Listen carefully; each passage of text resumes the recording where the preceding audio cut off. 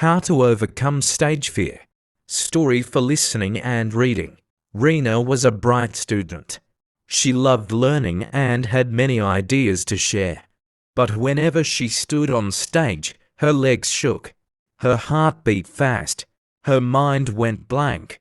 She tried to avoid every speech competition. What if I forget my words? She thought.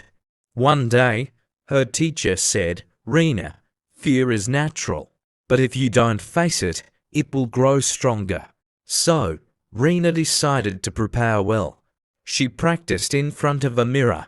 She spoke in front of her friends. She recorded her voice and listened again. Still, on the final day, her hands were cold, but she took a deep breath and remembered her teacher's words. It's okay to be nervous.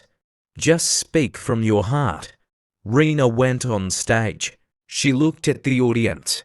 Her voice shook in the beginning, but slowly, her words became stronger. When she finished, the audience clapped loudly. Rina smiled. She had done it. From that day, she knew stage fear doesn't go away by hiding. It goes away when you face it one step at a time.